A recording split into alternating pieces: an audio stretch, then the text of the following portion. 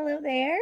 My name is Angela, and I chose for our book read aloud, child's book read aloud, The Smart Cookie. It is by Jory, John, and Pete Oswald. I chose it because when it comes to our essential question, how does the physical, emotional, instructional environment of our classroom impact the motivation for learning for all students? In this particular book, I will read it aloud and let you know it is about a cookie who feels worried and lost and small. And then there is a certain homework assignment that the teacher gives to the children, cookies, rolls, and then it sparks a huge interest and it gets the cookies super excited and finds that the cookie determines what makes them so excited about school. So, in this, it is obviously connecting back to what it is that we are able to encourage and engage and create an environment for all learners. This book does a great job at depicting it.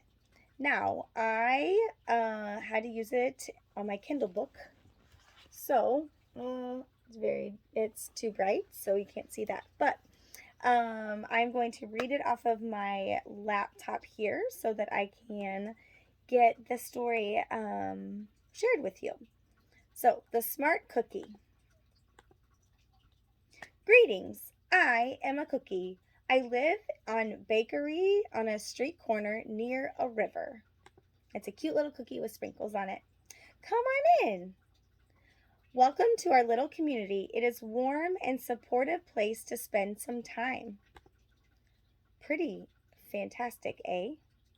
So, in this picture, it shows a pie and a crescent roll, and they have they're painting, and there's a globe and some books, and some muffins are drawing on the board, doing some math problems. So, it's depicting the bakery, which is actually the classroom. These days, life is sweet, but my journey wasn't always a cakewalk. When I was younger, I couldn't have imagined fitting in here. Can you think of a time? Turn to your partner and ask your partner if there was ever a time in school that they felt like they just didn't belong. Like, what was a challenging moment or a challenging, maybe a classroom that they just didn't enjoy? And I'll give you like 30 seconds to just discuss that. All right. For a long time, I didn't feel comfortable speaking up or sharing my ideas. I didn't feel like a smart cookie. I wanted to be a cookie who knew all the answers, a cookie who felt confident in a group, a cookie who says, aha, when solving a puzzle. Aha. Raise your hand if you have ever had a scenario where you wanted to be, quote unquote, the smart cookie, but you were too quiet. You didn't want to raise your hand. Um, Give me like 3 examples. Can you raise your hand and give me some examples? Okay. Looking back, I had some trouble in my early days. I went to school in a gingerbread house. Our teacher, Miss Biscotti, was kind and patient. When I arrived each morning, she'd wave at me with a smile. But I didn't get the best grades. And I never raised my hand because I couldn't think of the answers as fast as the other children. And I was the last to finish most of the test. Sigh. It wasn't because I didn't care, and it wasn't because I didn't try. Sometimes I get distracted and mess up, even though I knew the material. Those were the most frustrating moments of all. Once I misspelled the word dough. That was rough.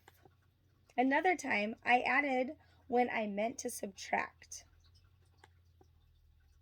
Occasionally, we have a lesson where I had absolutely no idea what was happening and I just couldn't keep up. How sad is that?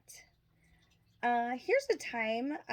Let's go ahead in groups of 4 that we all just turn and talk about when there was times where you, or if you had those moments where you just couldn't keep up. Something was really hard.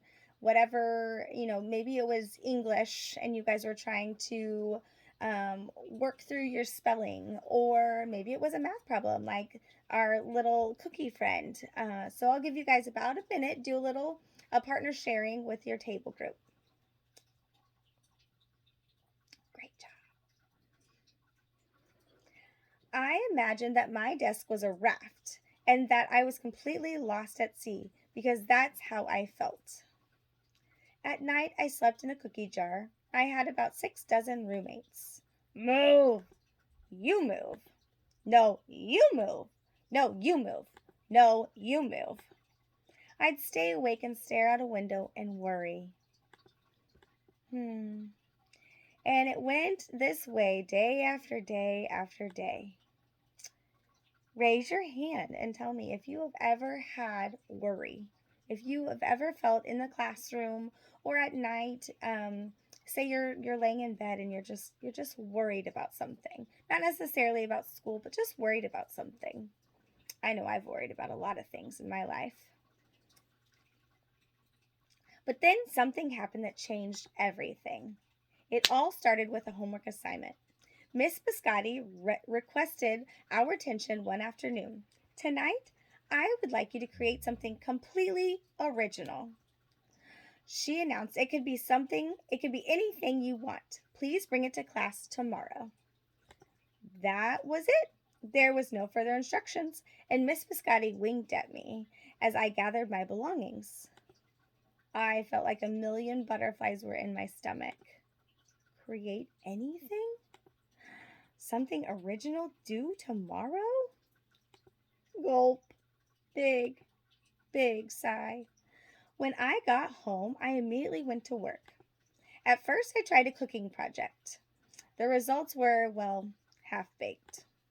Next, I tried to hammer and nail something, and it splintered immediately. Then I tried making a sculpture, and it was a complete bust. I wondered if I was about to fail yet another assignment, and that was when it struck me. I stared out the window and I watched the rain hit the river. There was something mesmerizing about the water, how it moved in such a chaotic way, swirling around and around, yet ultimately figuring out exactly where it needed to go. Aha! Suddenly I had an idea and I decided to write something original. A poem. I came up with a title based on how I'd been feeling. My Crummy Days. After that, the rest seemed to fall into place. I wrote and I wrote. I lost track of time. An hour went by in a flash. Aha! I said when I was finished. I couldn't sleep that night, but it wasn't because I was worried. It was because I was excited. I felt like I had really accomplished something. I felt smart. Oh my goodness. Can you tell me why don't you partner up again and just talk to your friends and explain to them a time when you were super excited about something?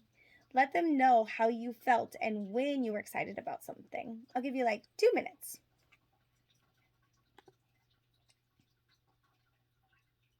Okay. The following day, Miss Biscotti asked for volunteers to share what we'd created.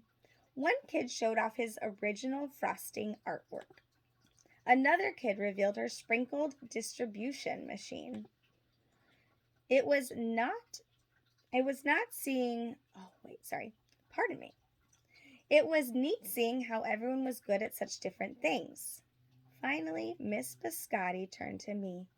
Would you like to share anything? She asked. Gulp.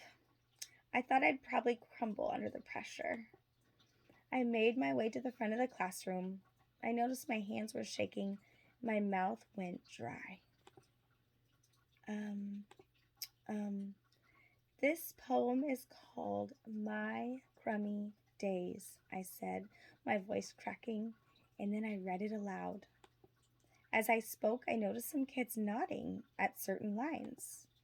Other kids laughed at parts that were supposed to be funny. As I built towards the finale,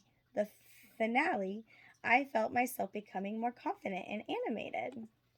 And in the end, everybody clapped and cheered. I promise you, I'll never, ever forget it. Miss Biscotti was beaming. No one but you could have written that poem, she said. It was completely original. Aha! I had done it. I had created something and shared it with the world. Well, my world, at least. The rest of the day was a blur. By recess, I was already planning my next poem. I called it My Sweet Morning. Aha! I thought when I came up with that little title. Later that afternoon, Miss Biscotti handed me a note. It said that I should keep on writing no matter what. It meant so much to me. All right, here's another chance for you to just share with me. Give me like 2 examples. Go ahead and raise your hand. Let me know what you think of when you were just beaming. You were so excited about something. Oh my goodness. Yes, I love it. I love it. Okay, school was a bit different after that. I wasn't so scared to raise my hand or ask a question or share my work. Sure, some things still didn't come as easily for me as they do others, but now I know that you can be smart in many different ways. You don't have to have all the answers to every question or suddenly be great at everything all at once.